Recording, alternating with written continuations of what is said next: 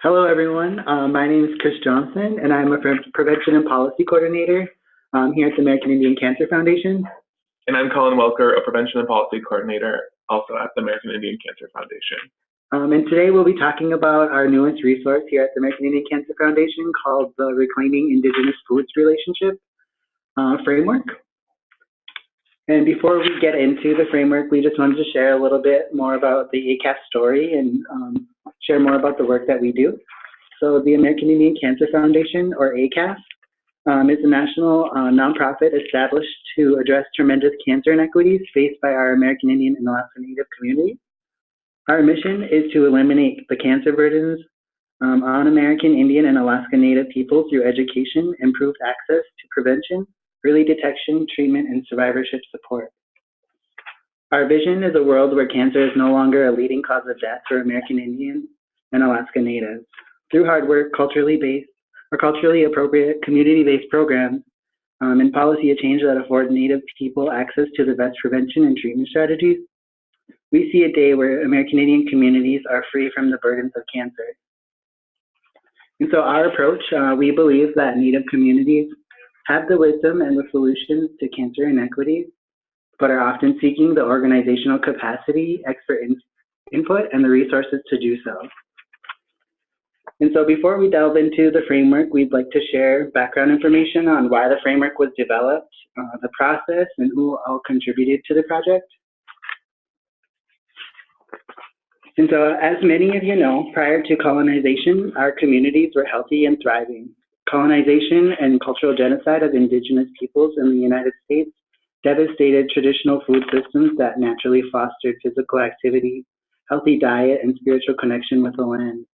This resulted in changes to the way Native people eat, live, work, and play.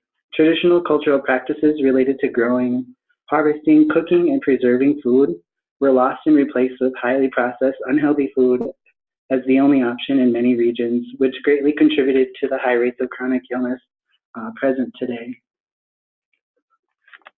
So like I said, as a result of colonization and historical trauma, American Indians face tremendous inequities in cancer and other chronic diseases.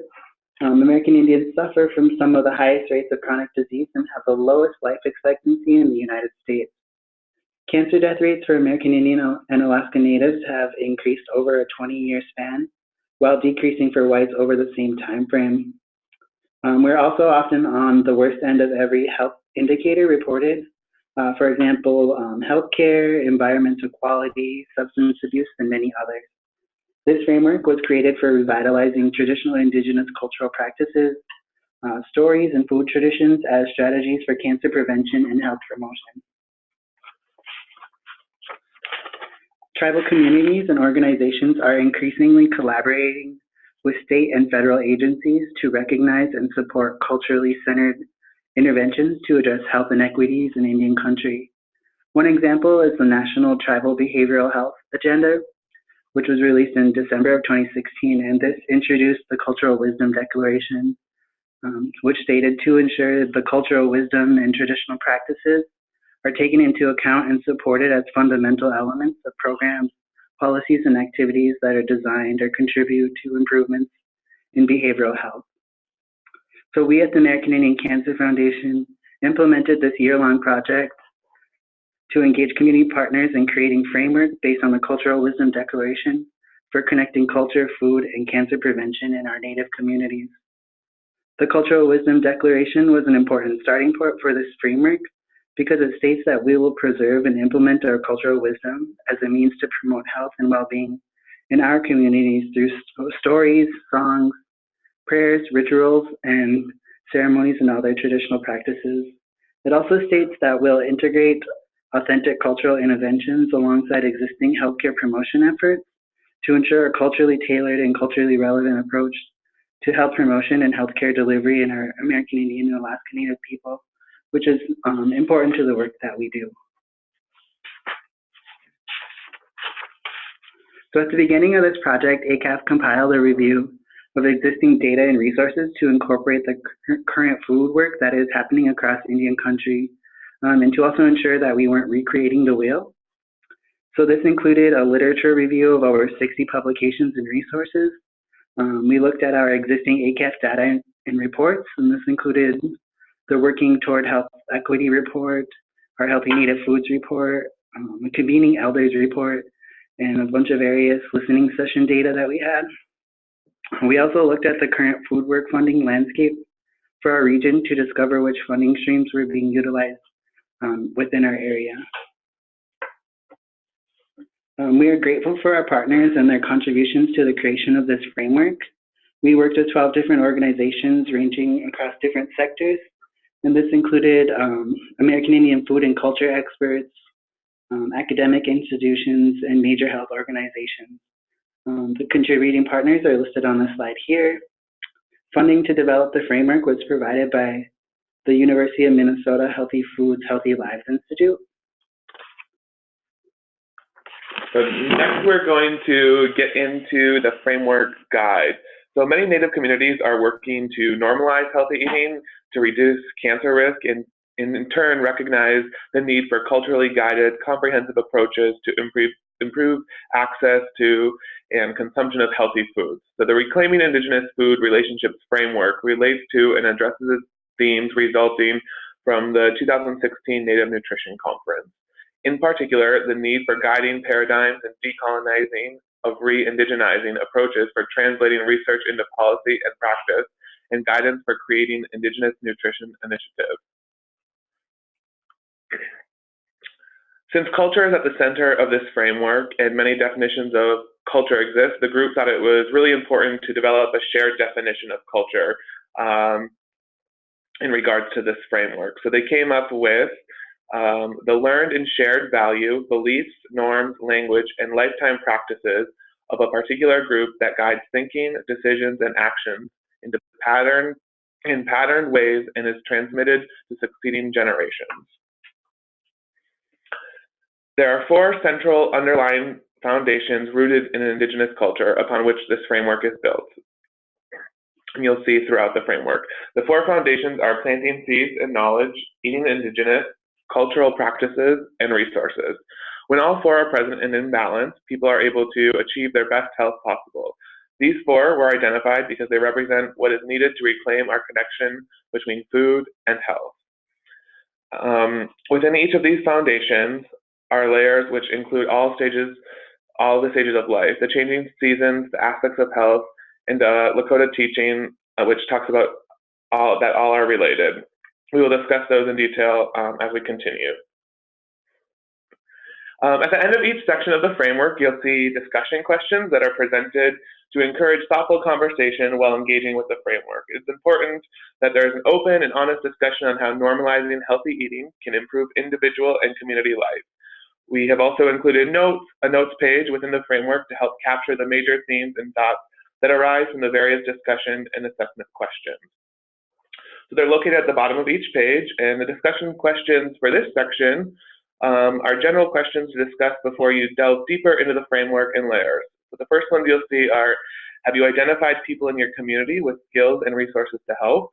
What financial resources can you draw upon? What cultural resources can you draw upon? And are tribal leaders and community members of all ages invested in your ideas? If not, what needs to get done, or what needs to happen to get their support? Next, we move on to the stages of life. So the stages of life is the first layer within the framework, but it's important to note that you can begin at any layer within the framework.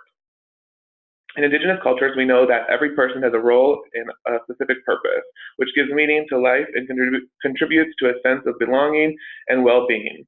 Roles and responsibilities around food and culture are shared through intergenerational teaching, storytelling, experiential learning, and mentoring. Stories and practices of Native wisdom uplift the 7 generations mindset to guide thinking about the future while connecting to the past. So this layer outlines the roles that elders, adults, youth, and babies play in 4 foundations with food at the center. We have included strategies for the babies, youth, adults, and elders that connect our Indigenous cultural ways to health promotion and chronic disease prevention. The stages of life shown here that we're highlighting are elder strategies, As you see, each strategy is categorized into one of the foundations. The red circle represents cultural practices, the blue represents resources, the green circle represents planting seeds and knowledge, and the orange represents eating indigenous. So some of the strategies, we can do things like invite elders to share traditional teachings, customs, and stories with younger generations. We can include elders in program planning to connect them to gardening. We can recruit elders to teach traditional seed saving and stewardship practices, and share harvest with elders in the community and with elders' nutrition programs. So the discussion questions on the bottom of this page are: how can the food you eat contribute to health at each stage of life? How does our relationship to the components of the root system change as we grow older? How does food availability and quality impact health throughout the ages? And what are the teachings we have about our roles related to food in each stage of life? Next, we're going to move on to the changing season. So this is the second layer in the framework, and it's made up of the changing seasons, which we know vary by location, but for the purposes of this framework, spring, summer, fall, and winter have been identified. Each season brings new opportunities. So this layer guides users through recommended activities for connecting the seasons with the 4 foundations of the root system to improve health. So we chose to highlight summer. So this slide demonstrates the changing seasons layer strategies for that season. Strategies listed here include: identify what is needed to make an action plan to reclaim tribal food sovereignty with respect to ancestors, engage tribal leadership to support community health and food initiatives, contribute to expanding the local food economy, and harvest and enjoy seasonal garden produce, wild berries, fruits, and roots. The discussion questions listed here are: what are your community's seasonal traditions around food and storytelling? How is food prepared in the community? How are these practices shared among people and through time? What food stories do you know, and what is being done to preserve and share them? How can the community's relationship to food promote health in different seasons? Next, we move on to the aspects of health. So in this layer, the 4 parts of the medicine wheel are representative of the aspects of health: physical, mental, emotional, and spiritual. So this layer guides users in connecting all aspects of health with cultural practices, resources, planting seeds and planting knowledge, and eating indigenous foods to improve health. This slide shows the emotional strategies for the aspects of health layer. Strategies include fostering a healthy emotional connection to food, honor your emotional well-being by building a support network, nurture connections with the land and foster a sense of belonging by learning how to garden, connect with elders by cooking fun and healthy meals together. So the discussion questions on the bottom of this section are what does a healthy community look like to you? What more do you need to make your vision of a healthy community a reality? What food resources exist in your community? How can they be used to create more positive change and normalize healthy eating? And lastly, how can you ensure that your vision of a healthy community is designed to be sustainable? So next we move on to a Lakota teaching we chose, and it means we are all connected. People, plants, and animals are all related, and we take care of each other. This teaching helps us understand that we can achieve health when we are in balance. If one aspect of health, mental, physical, emotional, or spiritual, is off, others become out of balance. Like the teaching, this framework is designed to connect the stages of life, changing seasons, and aspects of health in a holistic way to achieve good health through food. The framework reminds us that our culture reflects our values, qualities, and abilities. So the assessment questions here are: did this framework help people identify and share insights about your traditions of culture? Were all people who assembled around this framework able to share their thoughts? what connections between culture, food, and health were shared, and what changes do you expect to occur in response to engagement with this framework? So then we wanted to share about how we can apply the framework in your tribal community, so how you can use this in a variety of ways. So the framework supports Native communities in their efforts to rely on culturally informed health promotion activities related to food while demonstrating the value of and need for culturally centered approaches to improving health outcomes. You can use this framework in several ways that make sense to your community. And we have some examples for you. So one way is to host community conversations to review the framework with stakeholders, which may include things like, or may include community members, local food and health advocates, and tribal leaders. Use the discussion questions that we went through previously at the end of each section to guide your discussion. This will allow you to gain insight on how you can leverage your tribal community's cultural food ways to advance the health and wellness of your community members.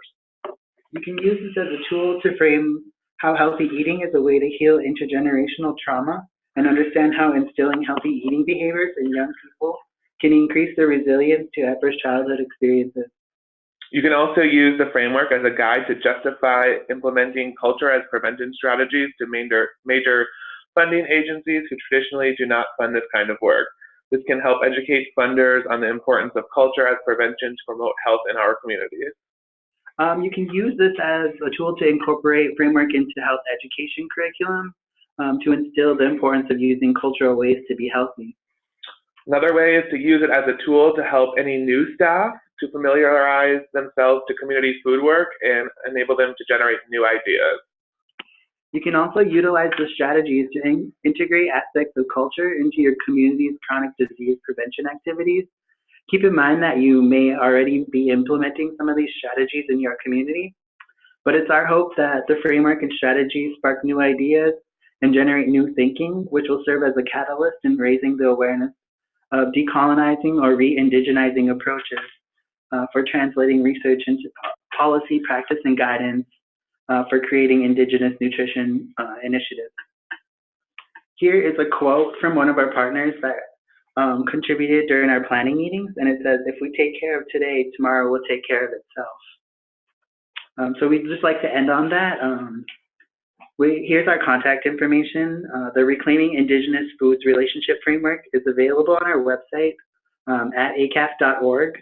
Feel free to make and distribute copies of this material so long as the copies credit the American Indian Cancer Foundation.